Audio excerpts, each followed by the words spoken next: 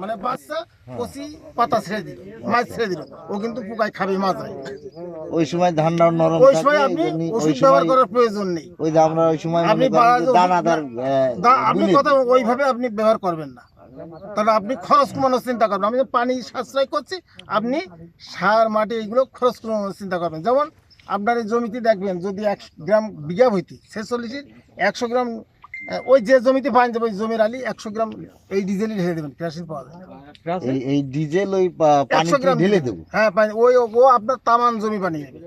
আপনার দিয়ে এই ডিজেলে আমার উপকার কি আছে? এই আপনার পোকা লাগবে না। ও আচ্ছা, আচ্ছা, 2 আপনি নম্বর ব্যবহার করেন এটা? আমি করি। 2 নম্বর কথা শুনেন, এই যে ধানে এখন আপনার একবার পোকা লাগবে না, যখন গাছ ধরা এখন আপনার জমিতে হ্যাঁ, ওই সময় মাছরার আক্রমণ থাকে বেশি। হ্যাঁ এবার আপনি আবার ওই জমিতে ন্যাপথল দিয়ে দেবেন, 1 কেজি ন্যাপথল। ন্যাপথল আমরা জমি এখন শক্ত করবো, এটা কি বিঘে ভইতে না বিঘা ভিত্তি 1 বিঘায় 2 কেজি যদি আপনার যদি মনে হয় একটু বেশি করে দিব, এই পোকা কিন্তু লাগাই আছে মদ যারা আছে যে উড়িয়ে বেড়ায়। আচ্ছা ন্যাপথলটা কিভাবে দিতে হবে? আপনি জমির পানি এখন বসে থাকবেন, আবার ধান কাটার সময় খুঁজে নিয়ে আসবেন। ও এটা আপনার গলে শেষ হবে না। ও আচ্ছা এ যখন আপনার কাটা ভিত্তি 4 টাকার পড়বি, 2 টাকার পড়বি, এ কিন্তু 40 এই ধরেন 3-4টি করে কাটা ভিত্তি 20 কাটা জমিতে 4 গুণে 80 টাকা আছে, তাহলে এই 80 টাই যদি গ্যাস দেয় তাহলে কি আপনি প্রজাপতি কেন আসবে? ও আচ্ছা আচ্ছা, প্রজাপতি যদি না আসে তাহলে আপনার এইটা মাত্রা পোকা এটা মনে করেন যে নেই। কথা বলেছে? হচ্ছে যে ডিজেলের বিষয়টা, ডিজেল কি ওই মাটির ক্ষতি করে কিনা? না না, ডিজেলের খুব একটা ক্ষতি আপনার করবেন। এ যখন আপনার পানি ভেসে থাকবে না, আপনি দেখবেন এটা তো আপনার সাথে আরেকটা আবার আমি চলে গেলাম অন্য একটা প্রজেক্টে আমার লাইনে, মানে এগুলো আমার প্র্যাকটিক্যাল করা। আপনার যদি যাদের কুচো কৃমি আছে, দেহের ভিতরে কুচো কৃমি আছে, আপনি কুচো কিন্তু মারার কিন্তু আপনার পয়েন্ট নেই, আপনার মলদারের ভিতরে কিন্তু একটা জায়গা করে বসে আছে। আপনি এমনি ওষুধ খাবেন, ও কিন্তু পালাবে কিন্তু ওর ভিতরে। কথা বুঝেছেন? ও কিন্তু মরবে না, কিন্তু আপনার মারার একটা পদ্ধতি আছে। যদি কুচো কৃমি শেষ করতে চান তাহলে একটা ওষুধ আপনি খান, আর একটা কৃমির ওই ওষুধই আপনি কিছু দেন, ওর ভিতরে চিনি দেন, দিয়ে ওই কৃমির ওষুধটা আপনার ভিতরে ঢোকান। আর একটা কিসের ভিতরে বেঁধেন, ওই তুলো নেবেন, ওই যে ডাক্তারি তুলো আছে না, তুলোর ভিতরে চিনি আর ওই বইটা রেখে দেবেন।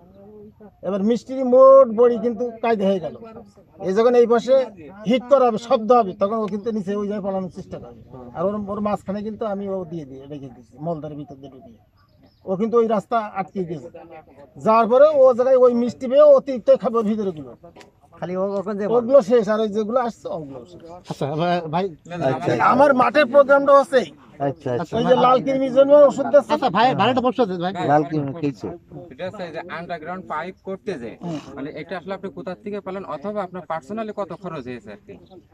আমার ধরেন এই আন্ডারগ্রাউন্ড লাইন করতে যে এটা আমি সোনার বাংলা ফাউন্ডেশন এই অফিসতে পাইছি বা এখান থেকে আমি নিয়েছি, আর এতে আমার খুব বেশি একটা ঝামেলা হয়নি বা বেশি একটা খরচ হয়নি। সম্পূর্ণ সোনার বাংলা ফাউন্ডেশন সম্পূর্ণ প্রায় ওদের ভিতর দিয়ে সব খরচ দিয়েছে। হয়তো দেখা যাচ্ছে মিস্ত্রি খাই দিয়ে আনছি, মিস্ত্রি খাই দিয়া বা এটা সেটা এইগুলো তো করতে হয়। হ্যাঁ, এগুলো তো আর না করলে হয় না। না আপনি না ধরেন না, এগুলো তারা একজনের কাছে নেবেন, আপনি কিছু দেবেন না, এটা তো আপনার হ্যাঁ হ্যাঁ যেমন আমরা আপনার দিতে হলে কিছু দিতে হবে। আমরা এবার নিজেরা কিন্তু একটা জ্ঞান অর্জন হইলাম। ন্যাপথলির বিষয়টা এগুলো আমরা দিয়ে পরীক্ষা আমরা ন্যাপথলির বিষয়টা আরেকবার বলেন। সমস্যা নেই। ভাই নাম্বারটাও নিতে পারেন আপনারা, আমাদের জ্ঞান অর্জন ভিতরে চলেন চলেন পয়সা ঠিক আছে তারপর আমরা